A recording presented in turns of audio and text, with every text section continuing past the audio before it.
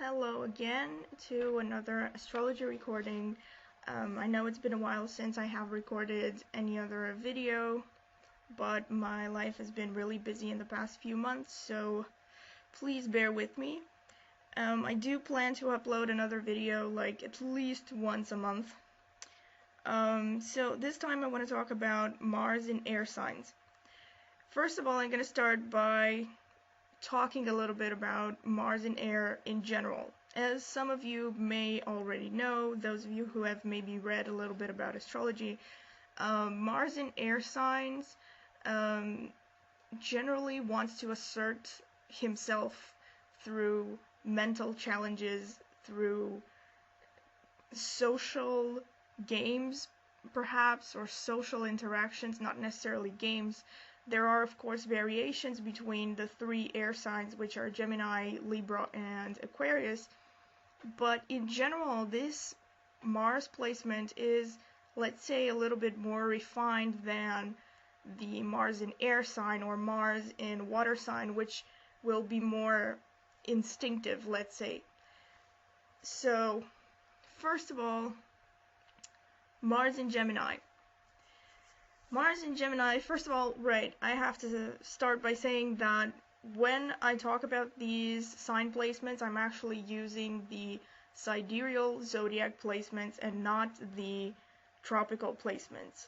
You can, of course, apply these interpretations to tropical placements if you wish, because the general descriptions are pretty much the same. There are probably minor variations between tropical astrologers and sidereal astrologers based on decades of observation and chart reading and all that, but the general descriptions should be the same. However, I would encourage people to look at the sidereal placements of their charts and see if they don't fit better, because that is what has happened to me. I started out being interested in tropical astrology, and it's only been for maybe the past 2 years that I've been interested more in reading about sidereal placements and also Vedic astrology methods of interpretation.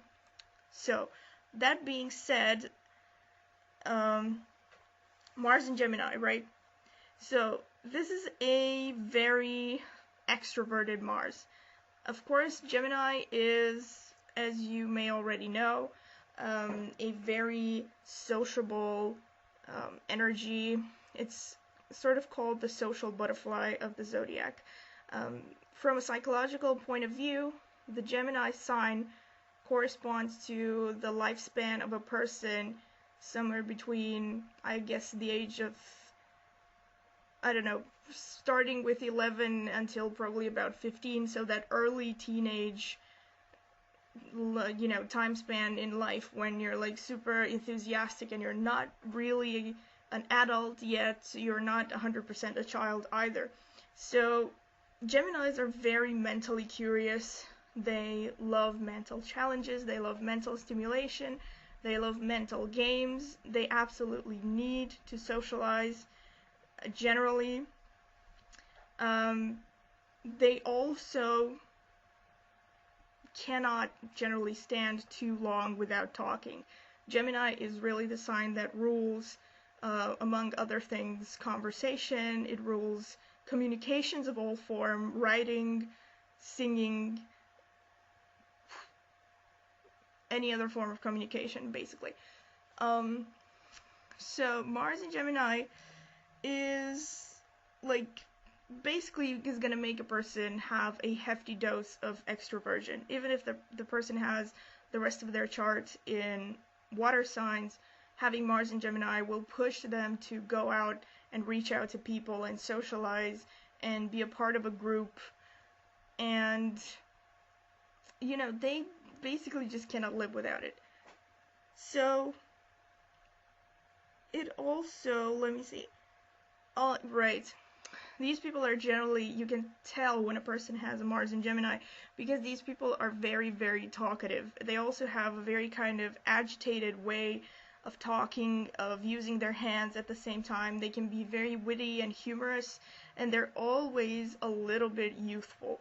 These people love to play games. So in case you see someone in the group that always is up to a prank or something, they most likely will have some Gemini placement, or at the very least a strong Mercury influence in their charts. So aside from that, because of that, actually, they always seek to assert themselves through communication, through their intellectual capabilities. So because of that, some professions that are very typical for them would be journalism, professions related to journalism, to psychotherapy, even, lawyers, writers, singers. I've actually looked at some charts right now, and it would be fun to share all the different people that I found with Mars in Gemini. Mars in Gemini in Sidereal Zodiac, so basically most of those people, if you Google them, will have Mars in Cancer, but they're actually Mars in Gemini in Sidereal. So also, Gemini rules basically any activity to do with the hands. They're generally very, how do you put it, like handy, or they have a great deal of dexterity in their hands. Sports like tennis, ping pong, badminton, even swimming to some extent will be things that they are really interested in. And art forms, again, anything that has to do with like crafty making, hand making things, they will love to do that stuff.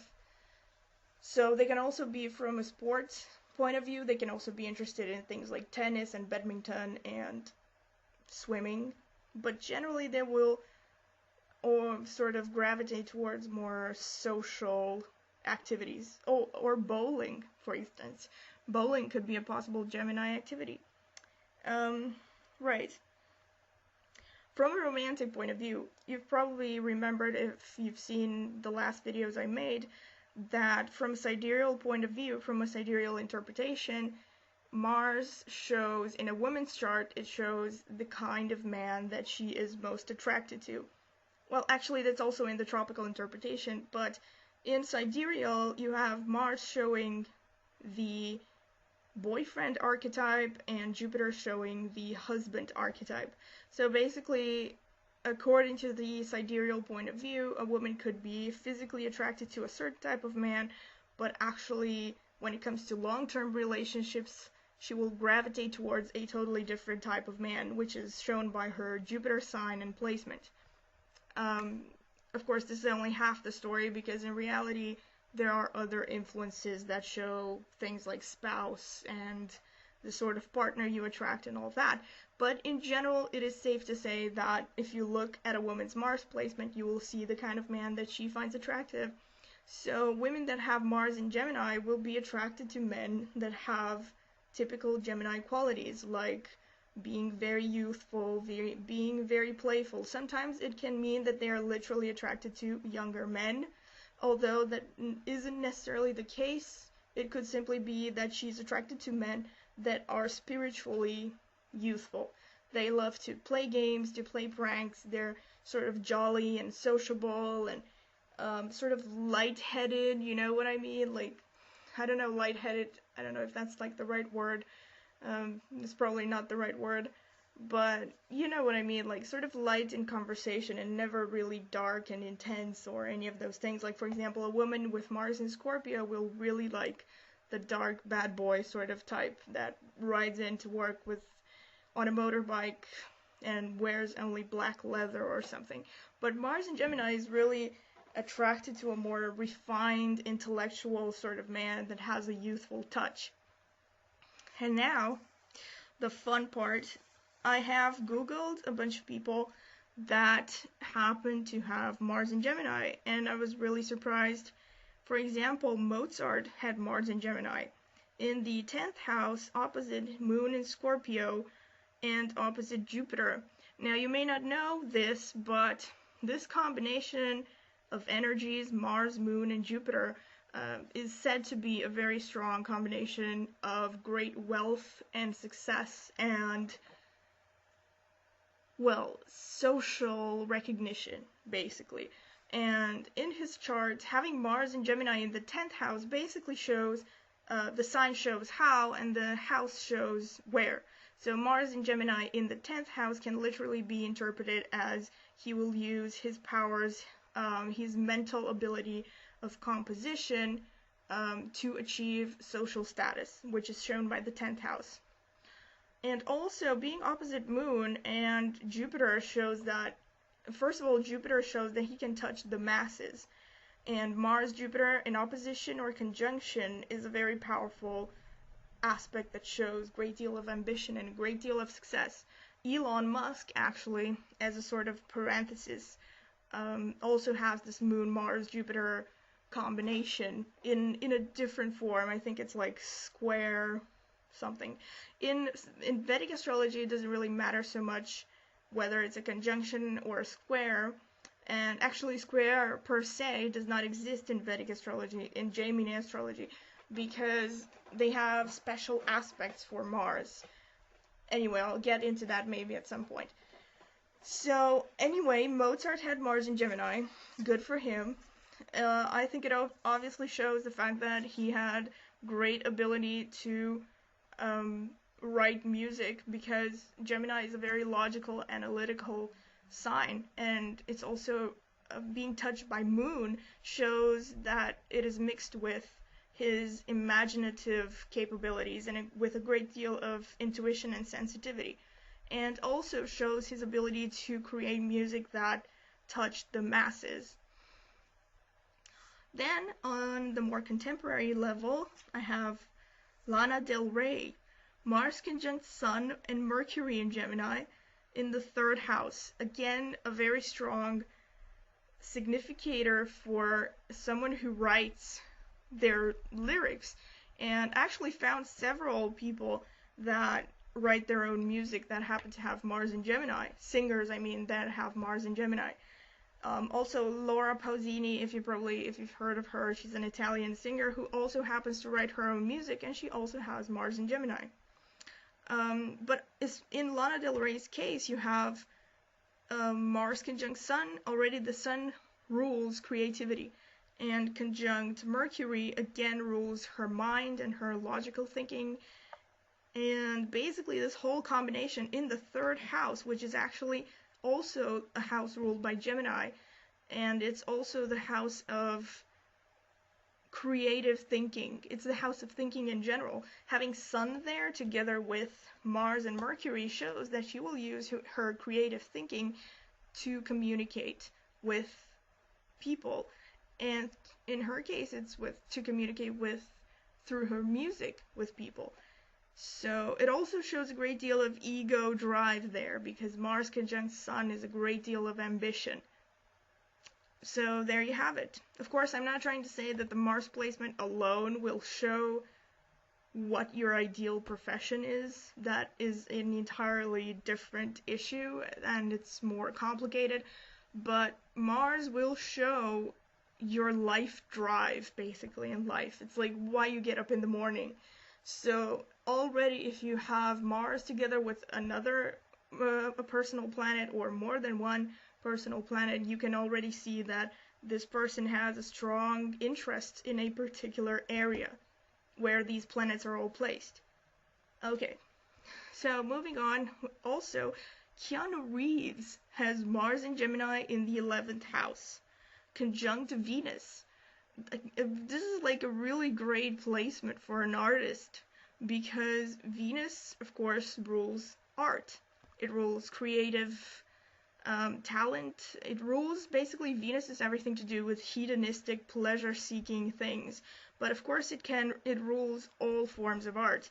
And Mars conjunct Venus especially will give a person a great deal of charisma and a great deal of interest in Venus-related things. And these two signs, these two planets being in Gemini, already you can see that he has a strong desire to communicate in an artistic way. And these two planets are placed in the 11th house, the house of masses, people at large. So you can see that he's really interested in communicating with a larger public using creative speech, basically. And acting is literally a form of creative speech. So there you go. Now, you also have Vivian Lee. You probably have heard of her, who has played Scarlett O'Hara in Gone with the Wind. Women definitely heard of her. Also had Mars and Gemini in the 3rd house opposite Jupiter. A great combination that again shows her assertiveness was played out through Gemini energy in the 3rd house. So she communicated in a very assertive Martian way. She also, by the way, happened to have an Aries ascendant, which is like perfect for someone who was to play Scarlett O'Hara, because Scarlett O'Hara is probably the most Aryan, prototype of a woman you could ever meet in literature. She was all Aries. So there you go. It could have been why she was so good for that part.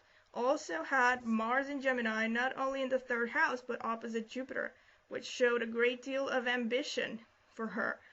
If basically having Mars conjunct would have been probably a little bit stronger.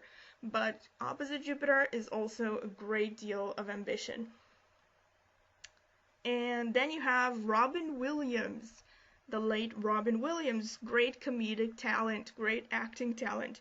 Mars and Gemini in the 9th house, which shows great oratory talent. It also could show, and I think I'm right about this, that he traveled to foreign places to communicate. I think he was at some point entertaining troops in Iraq or something. Plus he shot that film of Good Morning Vietnam in foreign lands, so it could be that he literally had to travel because of his work, or his drive, his Mars and Gemini pushed him to go to foreign lands in order to communicate. There are many ways to interpret an aspect, but it certainly can explain his part of his life path. So, also in his particular case, Mars rules the 2nd house, which is the house of material gain, of wealth, of property. So having Mars, ruler of the 2nd house, in Gemini in the 9th could literally mean that he got his money using his speech or his ability to communicate. Very, very accurate in his case. Also, another good example, Warren Buffett, the great businessman slash philanthropist slash whatever. Mars and Gemini in the 7th house, which is the house of commerce and trade, among other things. It's also the house of partnership, but it is, professionally speaking, it is the house of commerce and trade. It's one of the business houses. And it also happened to be, so it's in Gemini in the 7th house, tightly opposite Saturn in the 1st house. So this combination of Saturn and Mars is very, very good for discipline and drive, and it's definitely good for business, but it can be pretty much good at anything you apply it to, because Saturn will give you stamina and discipline, and Mars will give you the energy and the drive to get things done. So overall, very good combination for a businessman. So let me see. Albert Camus, the writer, Mars and Gemini in the 10th house. Again, someone who used his ability to communicate to achieve social status, as shown by the 10th house. Let me see. Also, on the sports side, Novak Djokovic, Mars and Gemini in the 6th house. This is a famous tennis player. Like I mentioned before, Gemini rules the arms. So, sports that have to do with using a lot of your arms, or where the arms and hands are a key factor of that sport, very much Gemini appropriate. Also, Michael Phelps, Mars and Gemini, a swimmer, conjunct ascendant and the sun. That is a great deal of masculine physical energy. Also, having Mars and sun and ascendant within a 3-degree orb. Then you have Shakespeare. Making this list, I really realized that Mars and Gemini people are in really good company. So I'm actually a little bit jealous. So Shakespeare had Mars in the first house, conjunct ascendant again. So Mars, again, someone that really asserted himself through his ability to communicate, through his speech, through language, basically. Not necessarily speech, but creatively putting together words. That's Gemini. Also, fun fact here, as I was looking for different people that have Mars and Gemini, I also happened to come across Shania Twain's chart. Now, she does not have Mars in Gemini, she has Mars in Libra, but she has Jupiter in Gemini, and just for fun, I sort of Googled a little bit on her love life, and apparently she is now married to a guy who is 6 years her junior, which is so funny because it is, as I mentioned before, your Jupiter placement for a woman actually shows the kind of man that you wind up with, or the kind of man that you see as husband material. And Jupiter in Gemini basically means that a woman is attracted to youthful men, or literally younger men. And now I googled I googled images of the two of them, and I can definitely see that he has a youthful vibe, and he also happens to be literally younger than her. Very accurate, another plus point for astrology in general. Okay, so moving on to Mars in Libra.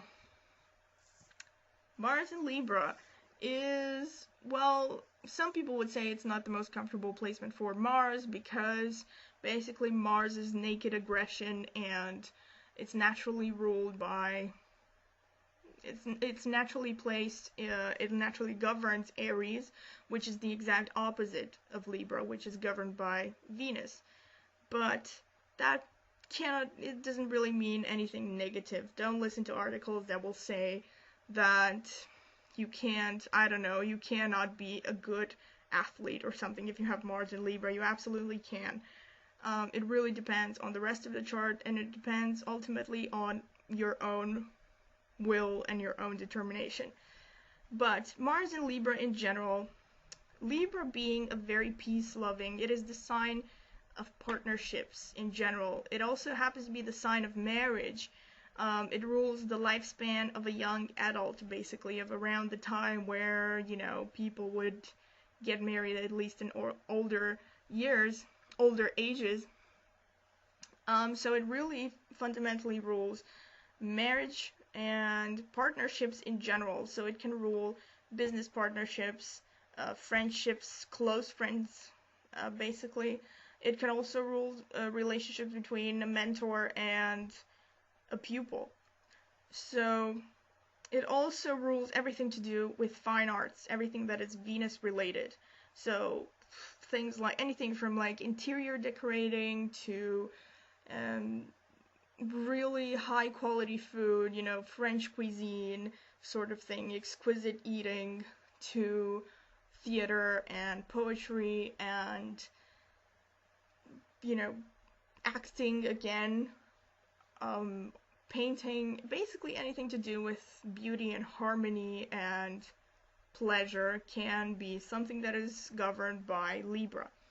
And when you have Mars in Libra, it also rules, by the way, balance, of course, because it is represented by the scale, which shows that Libras in general have a love of equality and justice. So Mars in Libra can literally show someone that seeks to assert themselves through partnerships. Worst case scenario, it could be someone that simply projects all of their Mars qualities onto a partner. So you will have someone who maybe always wanted to be an artist but never got around to it, and now is married to an artist, if you know what I mean. Yeah, that's how projection works to some extent. Or they will secretly want to, be a lawyer, which is also a possible Libra profession, but instead they will wind up attracting lawyers, or will end up working as a secretary in a law firm, being surrounded by lawyers. Okay, I won't get into psychology here, but that's the general idea. Anyway, Mars in Libra is very good at anything to do with being diplomatic and working in one-on-one situations.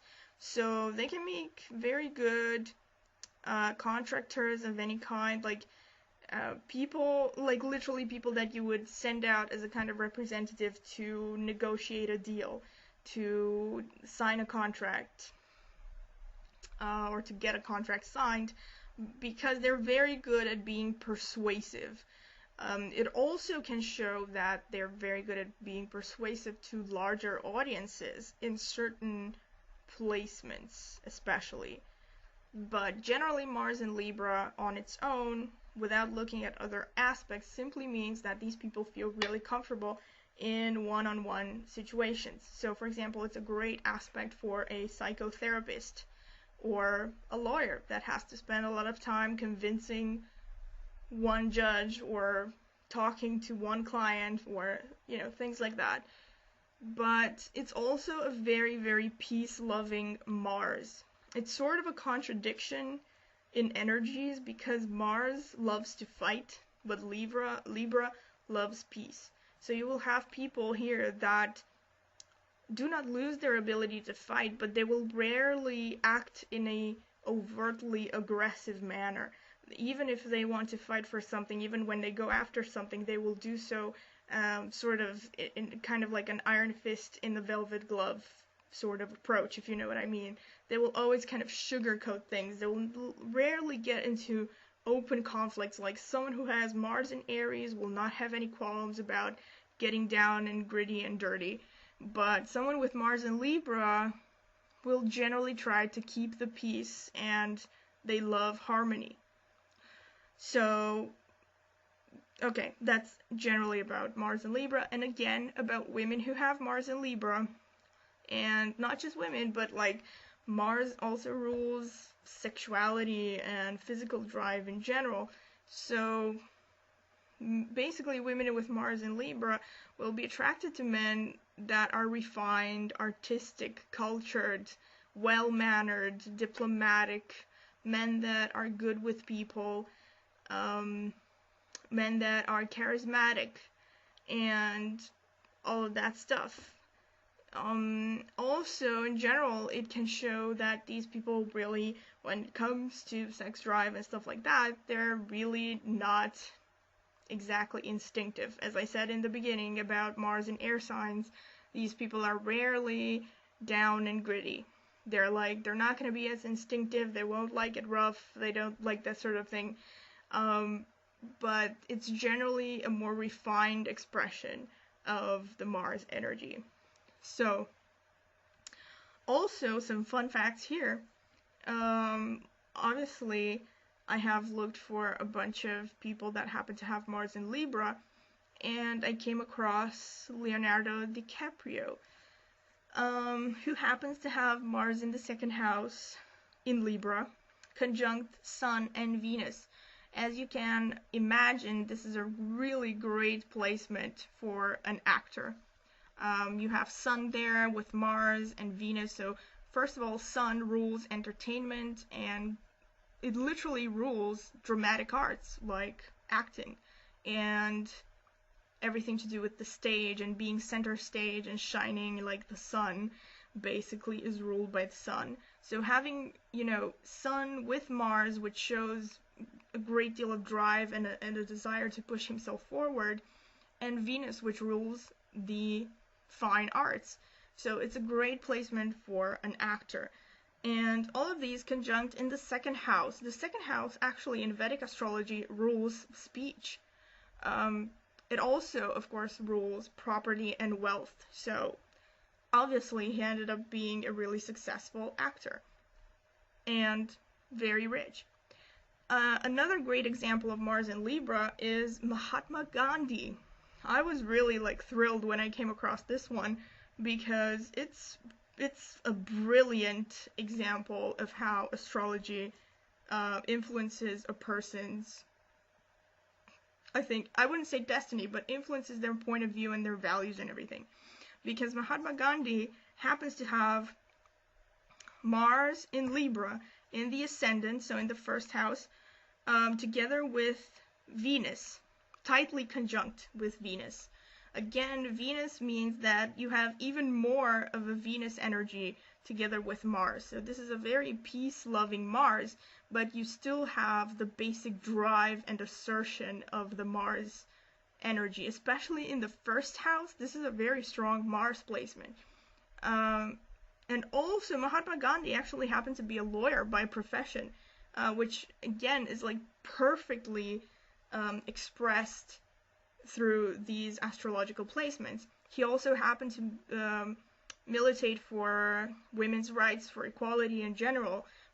He militated against all kinds of injustices, which shows that, you know, Libra classiness and love of equality and peace and balance in the world.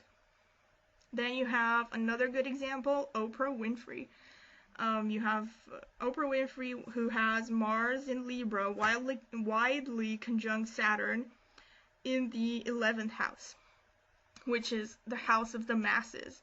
It also is the 11th house, the house of Aquarius, is the house that rules technology.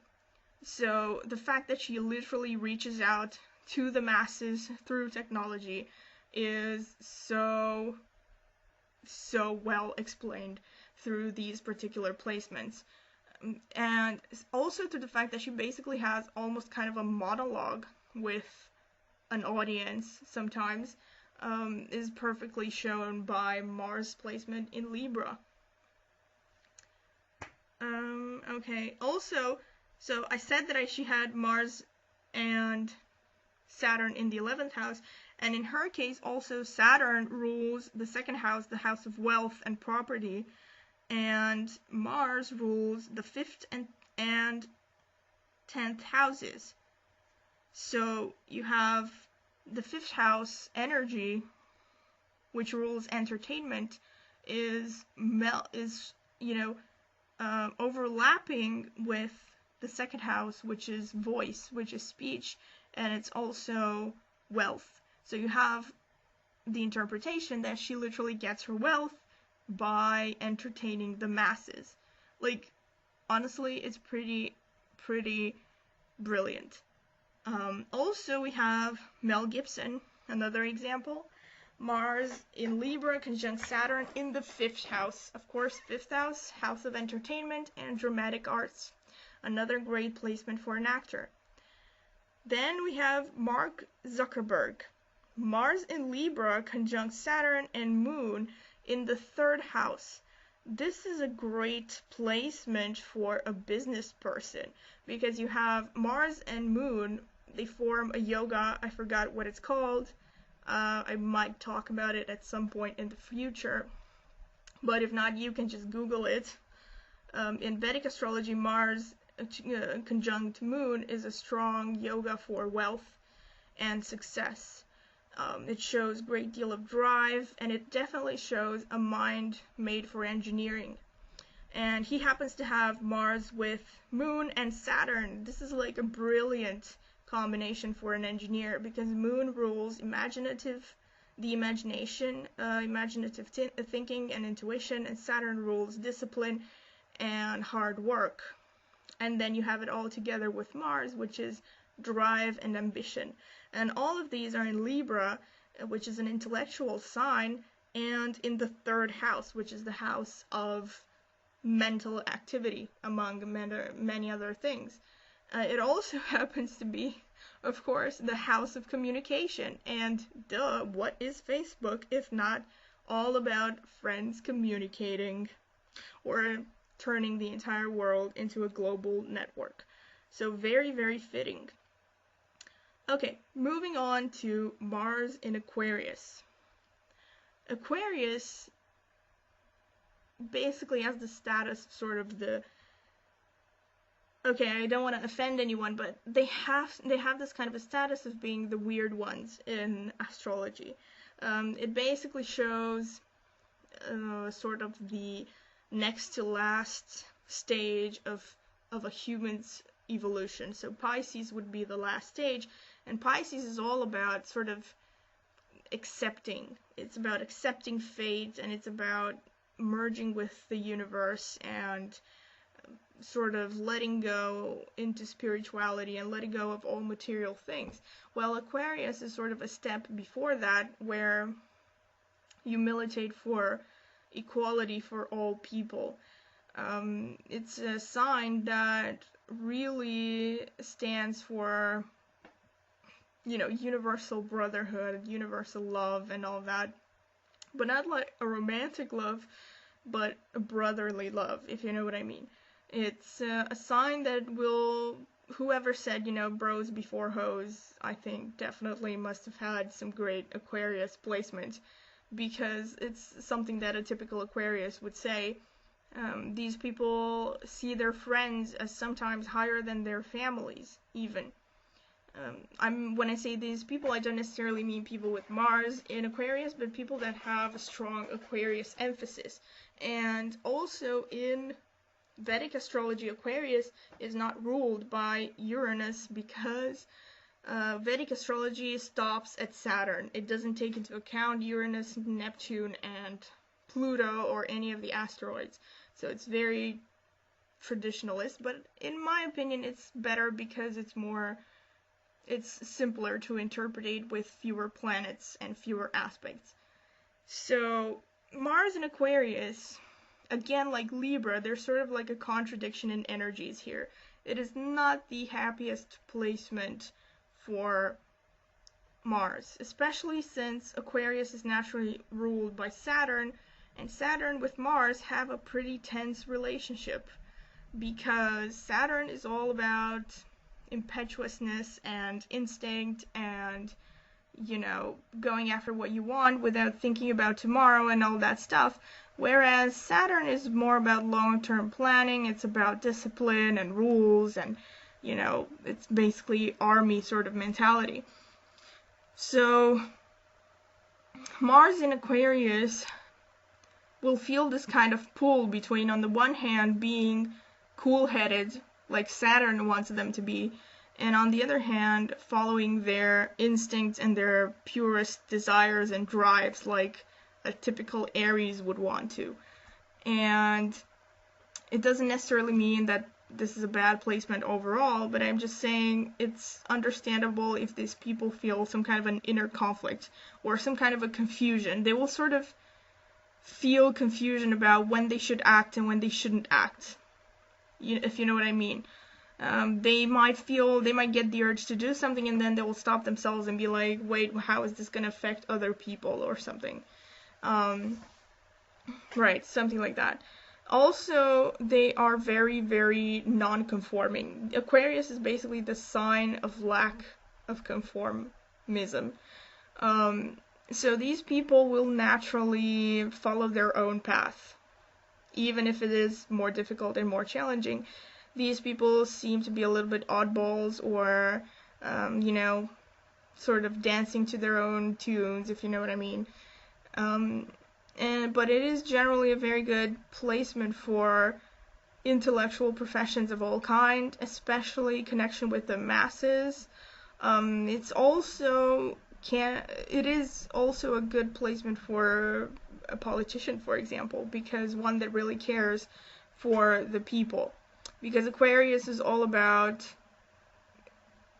putting basically putting the group above the needs of the individual. So they can be very popular politicians. Abraham Lincoln, for example, had Sun in Aquarius, which happens to be also not a very happy placement for the Sun, and certainly he had a difficult life, but he ended up being a great leader. And there it is. Also, so Mars and Aquarius, they can be very good at anything to do with technology, because you have the combination of Saturn and Mars. So even though it is a little bit of a more serious or bleak placement, they can be very, very good at things to do with technology. So anything from programming to photography to all kinds of things. I don't know, I can't even think about it. Like installing surveillance systems, basically anything to do with technology can be a good profession for Mars and Aquarius, and they can present a great deal of natural interest for these fields. Of course, a more detailed analysis of what profession would be right requires looking at the entire chart, of course. So, of course, again, if you have a woman with Mars in Aquarius, this person will really, really like non-conforming men. So this will be like your typical, like in the old age, this would be someone who would have a crush on James Dean, you know, the rebel without a cause, who is just upset with the status quo in general. But they're generally sort of interested in these kind of bohemian types. One thing that can be said is that a woman with Mars in Aquarius will rarely be materialistic, depending on the rest of the chart, but this placement in particular is definitely not materialistic. Like, for example, Mars in Capricorn for a woman could make her really status obsessed and really driven to get a good man just to have more money and status. But Mars in Aquarius is really not interested in these sort of things. They can be very unconventional, but they can also have very unconventional attitudes towards relationships sometimes.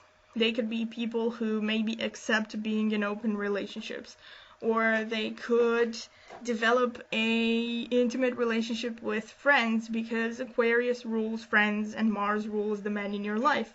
So a more literal interpretation could be that you can wind up turning a friend into a lover. And, well, they definitely seek, like all the other air signs, they seek to assert themselves through intellectual capabilities. And Aquarius, more than Gemini or Libra, is attracted to communicating with the masses at large. Because, well, just because Aquarius rules masses at large. Each sign rules a form, each of the three air signs rules a form of communication. Gemini communicates with siblings, cousins, and, you know, their immediate neighborhood and community. Libra communicates with partners, and Aquarius has to do with communication with friends and larger circles. One thing that can also be true is that Mars in Aquarius will have no problems finding friends in all areas of life, of all social backgrounds, of all creeds, races, nationalities, etc. So they can be very, very open-minded and progressive from that point of view. And now, to analyze a few people that have Mars in Aquarius. One of the funniest was Marilyn Monroe. Yeah, Marilyn Monroe apparently had Mars in Aquarius conjunct Jupiter in the 8th house. Now, again, this sort of forces me to digress into what it actually means to have Mars in the 8th house. In Vedic Astrology, there is a concept called a Manglik person. I don't remember exactly all of the houses, but I do know that if a person has Mars, I think in the 12th, 1st, 7th, and 8th, and I think maybe the 4th house, there are a certain number of houses. Certain houses, if they are occupied by Mars, they make a person a Manglik.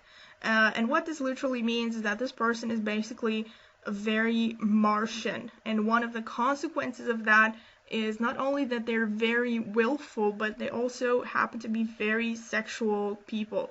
And they also happen to be sort of, you know, physically very attractive, and it makes people see them in a sexual way, even if they're not interested in it. Even if they're not interested to be seen that way. They just naturally have this kind of charisma or this attractiveness about them.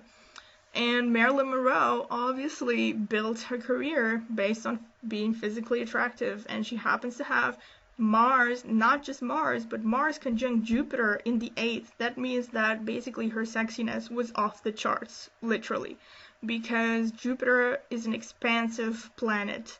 It blows everything out of proportion, and being conjunct Mars can literally be interpreted as her sexuality was just out there for everyone to see. And it was exaggerated in some way. But of course it can also show a great depth, because the 8th house is the house of Scorpio, and it is a house of, among other things, emotional turmoil. And Aquarius, sorry to say this, but Aquarius, like the other 2 air signs, can be very neurotic. So there is definitely slightly more of a risk of developing mental problems with a Mars in an air sign than there would be with Mars in other signs.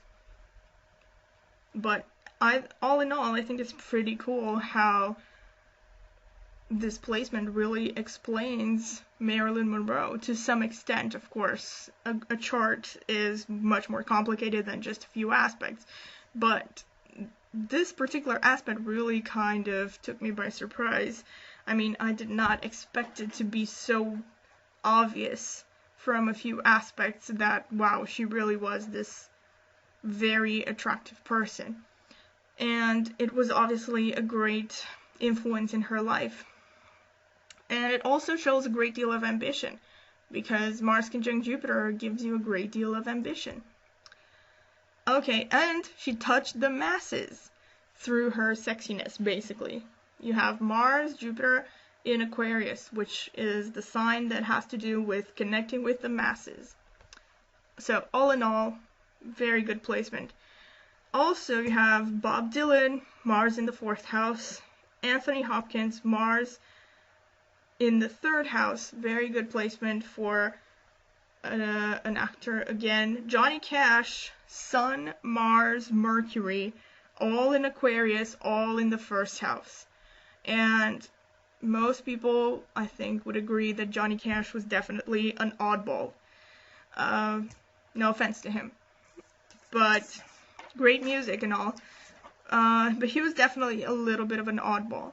And he also kind of spoke for the underdog in his music and his lyrics, which again can actually be very Aquarian. Aquarius is very much about caring for fellow men and women, of course. So that was it. I hope you enjoyed it. If you enjoyed it, please feel free to comment and subscribe and whatever. I will try to reply as soon as I can. Thank you for your attention.